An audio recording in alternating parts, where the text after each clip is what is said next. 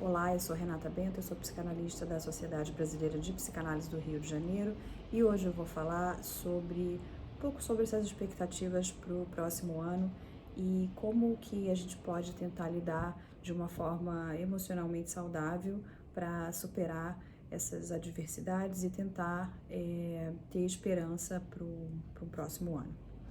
Bom, primeiro eu queria pensar sobre a necessidade que a gente tem todo final de ano, né? Vai chegando essa época e é muito comum criarmos as expectativas e fazer planos para o próximo ano, sempre com muita esperança.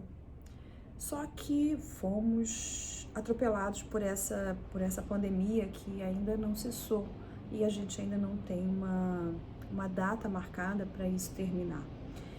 Então isso nos causa muita angústia e aí passamos a ter um final de ano onde existe um medo muito grande para o próximo ano, onde essas expectativas elas baixaram um pouco e a gente tem que lidar com outros componentes, outros sentimentos, né? Sentimento de impotência, como é que a gente vai lidar com as incertezas.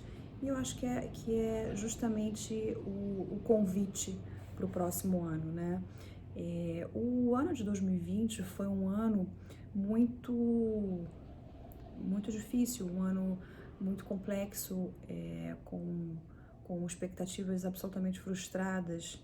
Ninguém podia imaginar que fôssemos viver o que ainda estamos vivendo. É uma pandemia, né? Quando isso surgiu no início do ano, tinha-se uma expectativa, até em cima de uma negação, de que isso seria passageiro, né? De que seria algo para, sei lá, um mês, enfim, ou até menos. Mas ao longo do ano a gente foi tendo que se ajustar com essas expectativas. Então, lidar com essas frustrações também é um outro convite para a gente colocar nas nossas resoluções do próximo ano, né? Tudo isso é um trabalho a ser feito. O ano de 2020 ficou muito evidente sobre a necessidade de se ter saúde mental. Tá muito claro de que sem saúde mental a gente não chega na esquina. Então foi um ano onde foi colocado à prova o nosso equilíbrio emocional. Muitos gatilhos foram disparados, né, por conta de questões emocionais que já existiam, mas que não apareciam. Então, elas acabaram aparecendo durante esse ano de 2020, questões novas também foram surgindo. Então, isso mostra que, apesar de tudo isso, a gente ainda não pode ser tomado por um outro vírus, que é o vírus do desequilíbrio emocional. Esse sim é o que pode nos atrapalhar ainda mais e fazer com que a gente não consiga minimamente pensar em como passar, em como superar esses medos, essas angústias, em como lidar com os sentimentos. Então, eu vou fazer um convite para a gente pensar numa música. Eu escolhi uma música aqui no meu aparelho aqui, para a gente poder pensar um pouco sobre as expectativas do próximo ano. É uma música que todo mundo conhece. Adeus ano velho, feliz ano novo, que tudo se realize no ano que vai nascer. A gente não pode jogar todas as expectativas nessa virada do ano, onde chega 31 de dezembro, de madrugada, e ploft. É uma ilusão a gente imaginar que tudo vai se transformar nessa virada do ano. As mudanças, elas acontecem dentro da gente. Isso pode parecer um pouco clichê, mas nada mais verdadeiro do que isso. Então, se a gente quer alguma mudança, a gente precisa fazer trabalhos para isso. A gente precisa se conhecer, a gente precisa entender a respeito dos nossos sentimentos, a gente precisa ter intimidade com os nossos sentimentos. Então, para a gente ter um ano novo, mais novo, digamos assim, a gente precisa estar bem com a gente. E para a gente estar bem com a gente, é preciso ter esse conhecimento. O ano não vai mudar se a gente não mudar, se a gente não aprender a tolerar as frustrações, se a gente não aprender a lidar conosco e com o outro, se a gente não conseguir ter um pouco mais de concentração sobre quem somos nós, um pouco mais de notícias sobre quem somos nós. Isso é uma receita mágica? Não tem nada de mágico, isso é trabalho, na verdade. Não existe uma fórmula mágica, uma receita misteriosa que possa trazer pra gente essa paz, né? O que vai trazer pra gente um pouco mais de paz é a gente poder ter a capacidade de pensar, a capacidade de se programar sabendo que as expectativas podem ser frustradas, sabendo que a realidade se impõe todo o tempo, ou seja, vamos precisar aprender a viver apesar das incertezas. Vamos precisar aprender a viver apesar de se ter uma pandemia. Quais são os cuidados que a gente precisa ter para poder sobreviver fisicamente e emocionalmente nessa pandemia, né? Então, esses são os convites para se pensar. Uma coisa que eu acho importante aqui, assim, de se pensar aqui, é que a vida, a gente olha ela daqui para trás, para ter uma ideia, e a gente segue daqui para frente. Para frente a gente não sabe nada, absolutamente nada. A gente pode ter algumas ideias, assim, suposições, ilusões, mas a gente não sabe. Para trás a gente teve uma experiência. Então, como é que a gente vai viver daqui para frente, aproveitando as experiências que a gente teve até aqui? Então, é mais ou menos esse o convite, tentar entender essas experiências e tentar aproveitar isso da melhor forma possível para avançar, para a gente continuar tendo esperança, para a gente continuar seguindo em frente, porque a vida ela só vai para frente, ela não volta. Uma das coisas que eu acho importantes para lidar com essa realidade é a capacidade de fazer luto. O luto é algo muito natural de todos nós seres humanos. É um processo de entristecer sobre questões que se criou uma expectativa, mas que não, por algum motivo, elas não puderam ser concluídas.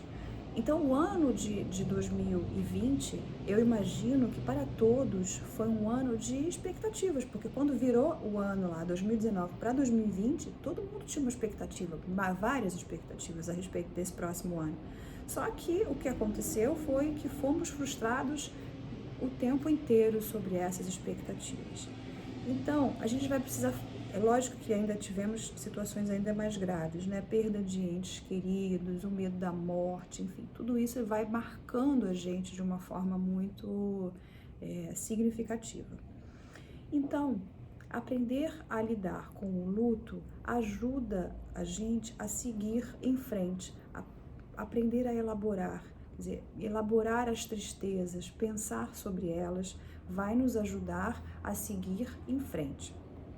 Então, o que é o luto? É uma capacidade é algo normal e é uma capacidade de elaboração, é uma ideia que a gente vai precisar desidealizar, que a gente vai precisar desinvestir para a gente poder seguir em frente. Porque se a gente não faz luto, a gente fica emperrado, vai ficando emperrado o tempo inteiro.